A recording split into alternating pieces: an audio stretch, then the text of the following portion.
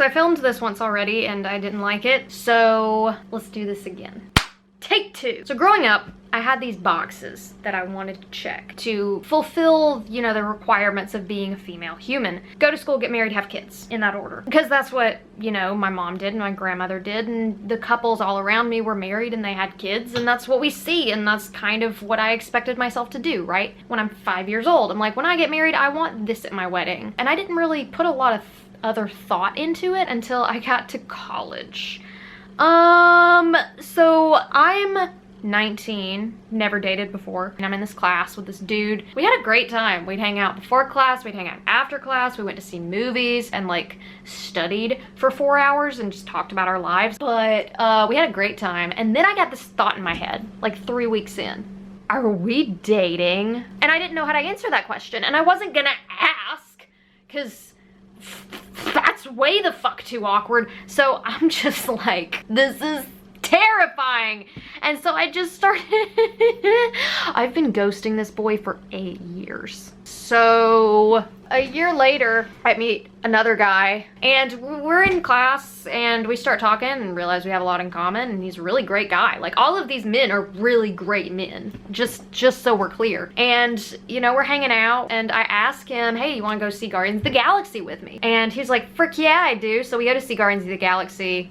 Great time, and we get back home and we're texting each other for 20 minutes just in every iteration of I am Groot. And then this dude, he comes out and he says, hey, sorry if I was awkward on that date.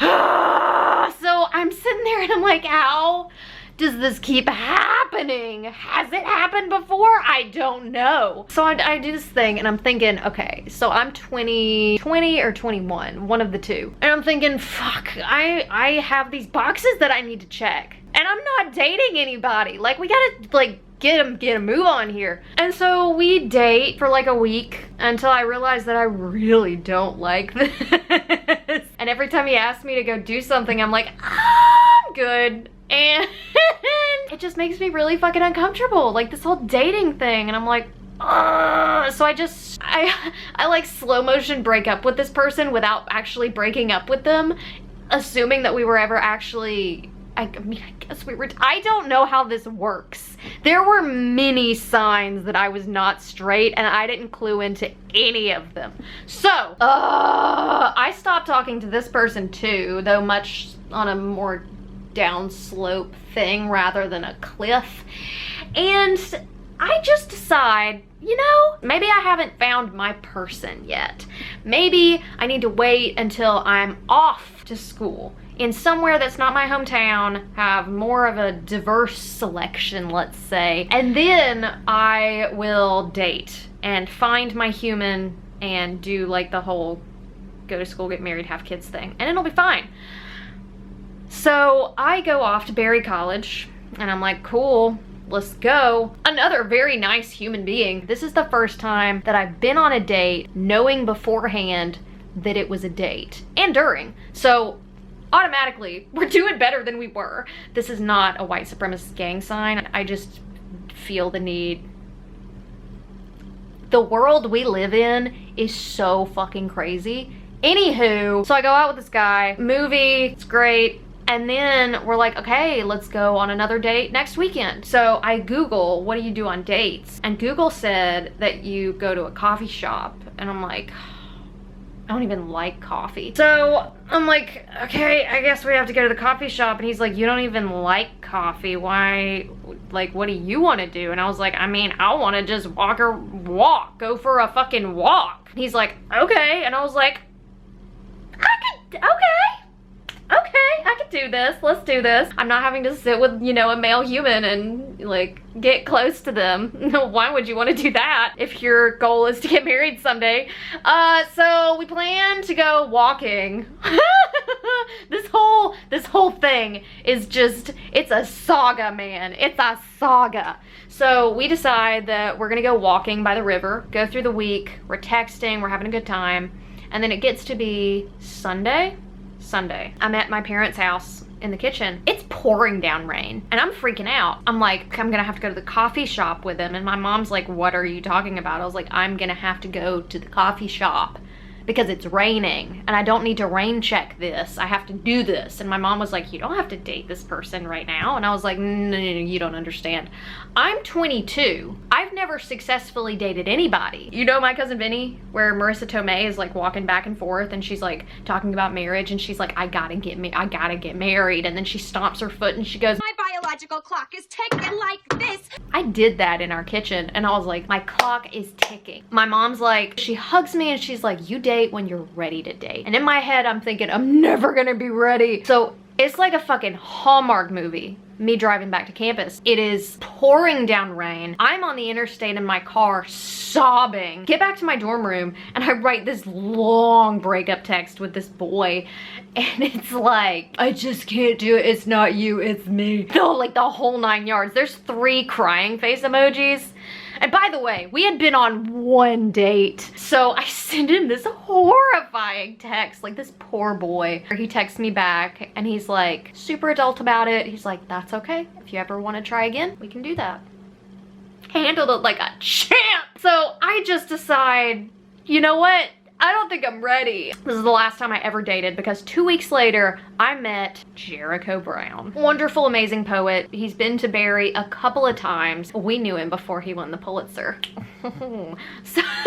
So Jericho Brown comes to campus and he's there for a poetry reading and a Q&A, and we're in the Q&A, we're all asking him questions, right? And this girl asked this question that I didn't think a thing about it. She was like, when I get married, blank. And then she just started asking her question, but she didn't finish her question because Jericho started laughing. And we were like, what the fuck is he laughing about? And he said, when I get married, when I have kids. And he looked at us and he was like, do you realize what kind of a commitment that is? And I just sat there like a fish because he was laughing at these boxes that I had been trying to check. And in this moment, like I had just a quarter life crisis in the middle of my intro to creative writing class because I'm thinking, holy shit, I don't want to get married. I don't want to have kids or get married or do any of this. I'm never dating again. Oh my God. So I'm sitting there just like all of this is going on in my head and I'm just like in the middle of class. I have no idea what else he said. So paradigm shift, my dudes. Wait, fuck. I have a gay rainbow. This is Harvey. I named him after Harvey Milk. And he needs to be in the background of this video. Oh, that's so nice. So anyway, Jericho Brown, I've told this story on this channel before, but at the time I didn't know that I wasn't straight. Like I hadn't figured that out yet, but I had figured out that I didn't want any of these things, which great moment in life. I'd stopped trying to check these boxes, right? And I go through the rest of college, not trying to date anybody. I'm not trying to make that work. I'm just living my life and it's fantastic. And I'm not checking the boxes. And that's fine. But also, I'm not checking the boxes and I still think I'm straight and I feel like I'm doing straight wrong. Because you know, people ask you after a certain age, and are you gonna get married? Are you dating? And I'm like 26 and I don't have answers to these questions. So I'm like, okay, so I don't want to check the boxes, but also why am I the only person that doesn't seem to be able to check the boxes? Like I felt out of place. Then the pandemic hits and we're all doing a lot of self-evaluation during the pandemic because what else are you supposed to do when you can't leave your house? And I'm thinking a lot more about this issue of feeling out of place and feeling like I'm the only person that can't make this work. Like part of me is thinking, is there something wrong with me? The feelings of feeling out of place had kind of morphed into frustration and bitterness. Like, why can't I make this work, right? And I was talking about all of this to one of my friends and they stopped me at a certain point and they were like, Kathleen, are you asexual? I flashed back to this moment in like 2010, 2011. I was on YouTube and I saw that word for the first time. It was a coming out video. And I watched this coming out video of this girl being herself and being super authentic and being open and so brave. There was was no representation in 2010, 2011, because I remember seeing that word and not being able to find it anywhere else. And so this was my reaction back in 2010, 11. That's not a real thing. She hasn't found her person yet. Like, I haven't found my person. And so when she finds the person, she'll be good. She'll check her boxes and she'll be ready to go. That was my reaction. And so now, you know, 11 years later, oh my God. I had watched another video recently, like BuzzFeed put out a video interviewing a bunch of asexual people. And I watched that video because I was interested in the word. And I told my friend, I've seen this term before, but it just doesn't fit with what I feel. Like, it still doesn't feel right. And then my friend said, this is like the Jericho moment. They said, asexuality is a spectrum. So I said, hold please. And I went and I did all of the research. I just read everything. Heterosexual is defined as sexual attraction to the opposite sex. Asexual, the prefix a means without. Asexual means without sexual attraction. And the best way that I know to describe it is a lack of the same level of sexual attraction experienced by most straight, gay, bi, etc. people. And how much of a lack is kind of up to the person. So 30 minutes, an hour, whatever later, I come back to my friend and I'm like, dude, I'm asexual. And they're like, congratulations. And my friend came out for me, to me, and it was really great. And then like 5 months later, I'm hanging out with another friend, and just very offhand in the conversation, we're talking about sexuality and this just acceptance of people for being people. And he was like you, Kathleen, you're aromantic, right? And I'm like, I felt like I was sitting there for 2 hours sciencing the shit out of this in my head. Like, I haven't come out to you yet, and the only person that knows definitely wouldn't have outed me. But you're using the word aromantic, which means without romantic feelings, and holy shit, I am that thing. And so the whole time all of that's going on in my head, I'm just like, yeah, I am. So basically, the moral to this part of the story is you should find friends that know you better than you do. But anyway, I realize I'm asexual and aromantic, and aromantic is the same thing. These are little octopi that I got. I have little bees too. Like the big rainbow flag, like Harvey, is kind of the overarching flag that most people are familiar with. This is an octopus that is in the colors of the asexuality pride flag, and there's this gray stripe. The thing about asexuality is it is a spectrum, and people on one end of the spectrum have never felt anything for anybody ever and never will, and it's just not a thing for them, right? That's kind of the end of the asexuality spectrum, and there's lots of those people. At the other end of the asexuality spectrum, sometimes, in some situations, you can feel things for people. From what I've read, you can know somebody for a really long time, and you're really, really close to them, and in a certain situation where you're so connected already, you can begin to have sexual feelings for that person. But it's not a standard thing. And there's this gray stripe on this flag because when you feel these feelings, sometimes it can be really confusing because you're like, am I straight or am I gay? Like, what am I? It's a lack of the same level of sexual attraction experienced by most straight, gay, bi, queer people. And so there's kind of this gray area where sometimes you feel things and, you know, most of the time you don't, but it happens. So gray area over here, the spectrum goes all the way to never feeling anything ever. I'm like right here. And this is why I thought I was straight for 26 years, because I always knew I wasn't gay. I've never found a woman particularly attractive. Never been sexually attracted to a man in my life, but I do find them aesthetically pleasing. Like Timothy Chalamet, what a wonderful facial structure. Yuzuru Hanyu, holy shit, you know? But I'm not sexually attracted to those people. So I'm like right here, if that makes sense. Aromantic, it's the same way. It's got this little gray stripe. It goes from never feeling anything ever to sometimes you can begin to feel some romantic feelings with that person. I'm here. Like, romance goes over my head like an airplane. God bless any man that has ever tried to be romantic with me, because dude, I don't know what you're doing. I have no idea.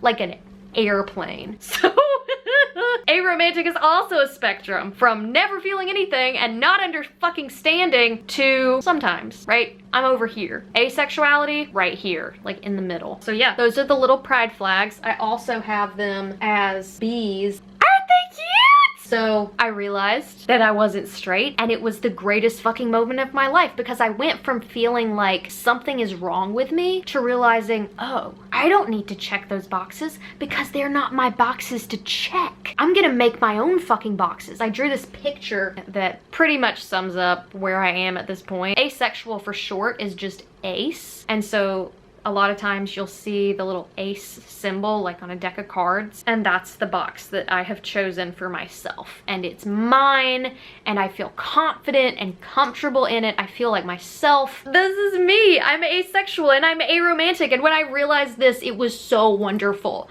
The next week was National Coming Out Day. My brother happened to be home at the time, and I had to tell somebody. Like, I just wanted to tell somebody. And so I got my brother where nobody else could hear us, and I was like, I'm asexual and aromantic. And my brother, or I was asexual. I didn't know I was aromantic at the time. And my brother was like, that's really cool. I don't know what that is. So I was like, I don't really know what it is either, because it's difficult to explain. Like, I was very new to this. And then he was at one end of the house, I was at the other. I was like doing a lot more research and sending him articles, and then he would send me an article. We talked for like 3 hours, figured it out together. It was really great. And then I told my best friend from college, and then I told my parents. My friends came out for me. I came out publicly on social media in January. Gonna wait until Pride Month, but I did it early because of the Don't Say Gay legislation that went through Florida and it's going through Georgia, and I wanted to come out and have people around me recognize I'm one of these people that kids in Florida are no longer allowed to talk about. I also wanted to create more visibility for the asexual and aromantic community, because there's a lot of us, but I lacked the language to be able to understand who I was. I thought I was straight for the first 26 years of my life, and now that I've discovered that these little dudes exist, I am who I am. There's nothing wrong with me, and I want other people who are, you know, like